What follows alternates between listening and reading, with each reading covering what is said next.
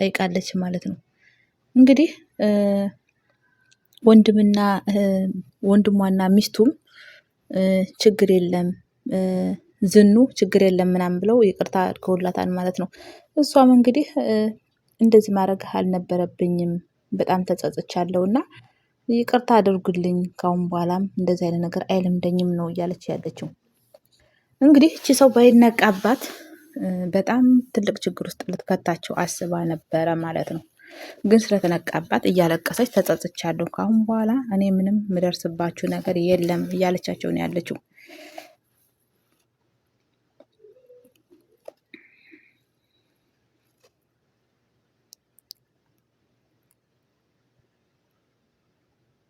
አንዳንዴ ሲነቃብን ብቻ ከሆነ ይቅርታ የምንጠይቀው የሆነ ስህተት ሰርተን ሲነቃ ብቻ ከሆነ በጣም ከባድ ነው። ይሄ ምንም ይቅርታ አይደለም። ስለተነቃ የጥፋታቸውን መሸፈኛ መንገድ ነው።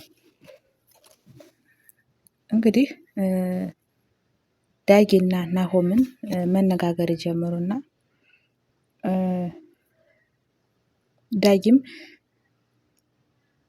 ስልክ ወደ ተሰማ ይደውላል ማለት ነው። እንግዲህ አቶ ተሰማም ስልክ ሊያነሳ አልቻለም። በዚህ መሀል እንግዲህ ለናሆም ይነግረውና በጣም ችግር ውስጥ ነው እየገባን ያለ ነው እና ስልክም አላነሳልኝ አለ እያለ ይነግረዋል። እንግዲህ በዚህ መሀል ደግሞ ኮማንደሩ እንዳይጎደው በመፈለግም ጭምር ነው ስልክ እንትን የሚደውለው ማለት ነው። እንግዲህ ኮማንደሩም ደግሞ ተጠንቀቅ ሌለው ነው እንጂ ኮማንደሩ ብዙ ሰው እንዳለው እና ብዙ ኃይል እየተጠቀመ እንዳለ ነው ደውሎ ተጠንቀቅ ሌለው የሚደውል።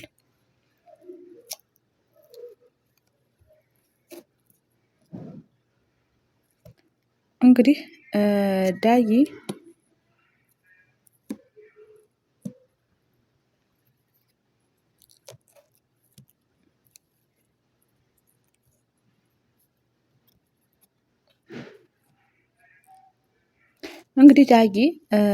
ፍራቻ የያዘው ምንድነው? ኮማንደሩ የዳጊን አባት ይገለዋን የሚል ፍራቻ ስላደረበት ነው እንደዚህ የሚጨነቀው እና በየጊዜው ደግሞ ስለ ኮማንደሩ የሚሰማውና የሚወራው ነገር ጥሩ ዜና እንዳልደለ ነው። እንግዲህ ናሆምም የፈለገ መጥፎ ቢሆንና የፈለገ ምን ያህል ኃይለኛ ቢሆን ከህግ በላይ እንደማይሆን ምንም ኮማንደርም ሆነ ምን ከህግ በላይ ሊሆን እንደማይችል ነው እየነገረው ያለው።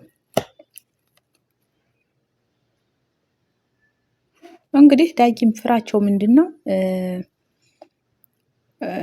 ኮማንደሩ ከላይ ያሉ ባለስልጣናትንም ጨምሮ በጥቅም እንደያዛቸውና እጁ ረጅም እንደሆነ ነው ለናሆም እየነገረው ያለው። ናሆምም ይሄ ነገር በጣም ግራ እየገባው እንደሆነ ምን ሊነግረው እንደፈለገ በጣም እንትን እያለ ነው እየተጨነቀ ነው። እና ለዳጊም ደግሞ መረጋጋት እንዳለበት እና ቆም ብሎ ማሰብ እንዳለበት ምን ሊያወራ እንደፈለገም እንግዲህ ለመረዳት ይሞክራል ማለት ነው።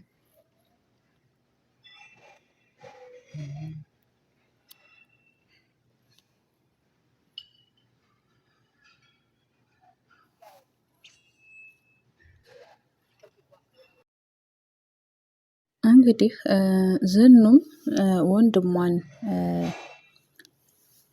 ሊሆንን እና ዝኑን ወንድሟን ታውቃለህ ወንድሜ እኔ ካንተ ውጭ ሌላ ዘመድም ሆነ ወዳጅ የለኝም አንተ ነህ ያለኝ ወንድሜ እና ከልብህ ይቅርታ አድርገህልኝ ገንዘቡን እንድትቀበለኝ ነው የምፈልገው ትለዋለች ማለት ነው። እንግዲህ ዝኑም እሱን ድራማሽን ተይና እኔ ከአንቺ ምንም የምፈልገው ነገር የለም እያለቻት ነው ያለችው። እንግዲህ ዝኑ ከእሷ ምንም የምትፈልገው ነገር የለም። ዝኑ የምትፈልገው ቤተሰቧን እንድትተውላትና ካሁን በኋላ ከእሷ ቤተሰብ እንድትወጣ ነው። ጣልቃ ገብነቷ እንድታቆም ምንም አይነት በእሷ በኩል ስራም ሆነ ምን ነገር እንደማትፈልግ ነው እየነገራት ያለችው። እንዲሁም ደግሞ እንደበጠበጠቻት እንደሆነና ገና ከመምጣቷ ብዙ ነገር እንዳበለሻችባቸው ብዙ ነገር እንዳመሳቀለባቸው ነው ዝኑ እየተናገረ ያለችው። እውነት ለመናገር ይህ ሁሉ ድራማ የምትሰራው ይህን ሁሉ ነገር ከግቢያቸው ጋር ተነጋግራ ይህን ሁሉ ነገር እያበላሸች ያለችው ሮማን ናት ማለት ነው። እንግዲህ እሷም ደግሞ ተጸጽቻለሁ ካለኝ በኋላ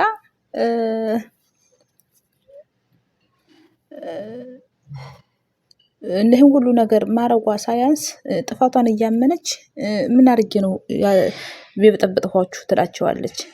እና እሷም ደግሞ ከአምራን ጋር ሴራ እያሴርሽ ነው፣ አሁንም እንደገና በሌላ አጀንዳ እየመጣሽ ብነ ነው፣ አሁንም እየተፋታሽን አይደለም ነው እያለቻት ያለችው ዝኑም። እና እውነቷን ነው። እዚህ ላይ አሁን በጣም ብዙ ርቀት የምትሄደው የህገወጥ ድርጅት ጋር ልትከታቸው ያሰበች እሷ ናት። ተነጋግራ ምን ብላ ቤቱንም ብዙ ነገር እንትን የምትል እሷ ናት። እንግዲህ ሮማንም ይቅርታ እያለች ማልቀስ ትጀምራለች። እንግዲህ ዝኑም እያስመሰለች እንደሆነና የእሷ ማስመሰል እንደማያልቅ ነው እየነገረቻት ያለችው። እናም ይቅርታ የምታደርግላት ከአንገት በላይ እንደሆነ ይቅርታ የምታደርግላት ነው እየነገረቻት ያለችው። እንግዲህ ማስመሰልሽና ማልቀስሽ ይቅርታሽ ያንቺ ማለቂያ የለውም ብላ ጥላት ትወጣለች ማለት ነው። ከአንገት በላይ እንዲሁም ደግሞ ከአንገት በላይ ነው ይቅርታ የምታደርግላት ማለት ነው። ሊኩንም ደግሞ በቃ ሂጂ እንግዲህ ሂጂ ወደ ቤትሽ ዝም ብለሽ እንግዲህ ይበቃሻል ምናምን ይላታል። እሷም ደግሞ እሺ በቃ ግን በቃ የመጨረሻ ይቅርታ አድርግልኝ፣ እኔ በአንተ ተስፋ አልቆርጥም፣ ይቅርታ ታደርግልኛለህ፣ እንደምወድህና እንደማከብርህ ላንተ እንደማስብልህ ይሄንን እወቅልኝ ነው እያለች ያለችው። እንግዲህ አንዳንዴ በተግባርና በማልቀስ ሰውን ምን ያህል ቦታ እንዳለ በእኛ ውስጥ እወቁ ብለን ማሳመን አንችልም። ተግባር ነው እንጂ እኛ ስላልናቸው ሰዎች ሊያምኑን አይችሉም። ተግባራችን ሌላ ከሆነ ማልቀሳችን ወይም ደግሞ አፋችን ብዙ በለፈለፈ ሊሆን አይችልም። እና እሷ እንግዲህ እያደረገች ያለችው ይህንን ነው። ተግባሯ ብዙ ርቀት ይሄዳል፣ ግን እሷ ይቅርታ እያለች እመኑኝ እያለች እየተመጻደቀች ነው ያለችው። እሷ በስራዋ ግን ተሻሽላ ጊዜ ያሳምናቸዋን ብላ ዝም ብላ ሄዳ ተግባሯን ብትሰራ መልካም ነበር ማለት ነው። እንግዲህ እሱም ደግሞ እኔ በአንቺ ተስፋ አልቆርጥም ነው እያላት ያለው። በክፉ ስራዋ እንጂ በጥሩ ስራዋ እንዳልደለ ነው እንግዲህ እንትን የሚለው።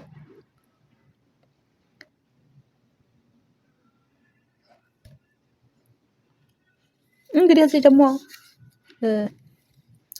ደጋግማ እያለችው ያለው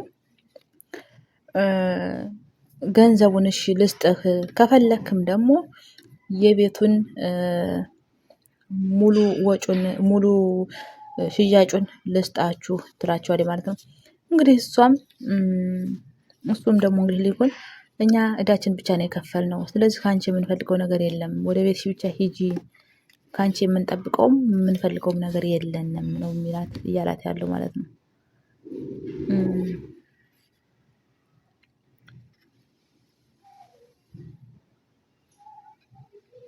እንግዲህ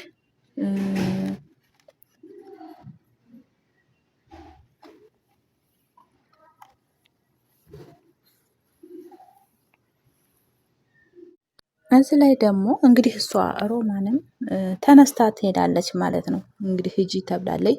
አናምንሽም ካሁን በኋላ አንቺኛን በንግግር አታሳምኝንም ብሎ አባረው ሰዷታል ማለት ነው። እሷም እንግዲህ አንገቷን ደፍታ ያዘነች በመምሰል ጥላቸው ትሄዳለች ማለት ነው። እዚህ ድንግህ ናሆምና ዳጊ ደግሞ ንግግራቸው ላይ ኮማንደሩ በጣም መረታት እንደማይችልና ማሸነፍ እንደማይችሉ ነው እንግዲህ እያወሩ ያለው። ኮማንደሩ እንግዲህ እነዚህ ህገወጥን ስራ ሊያዘዋውሩ የሚችሉትን ሰዎች የዳጊን አባት ሊይዘው እንደሚችልና ችግር ውስጥ ሊከተው እንደሚችል ነው እያወራ ያለው። እንግዲህ ናሆምም ይህን ነገር ይሰማና እንግዲህ ምንም ማድረግ እንደማይችሉ ነው እየነገረው ያለው።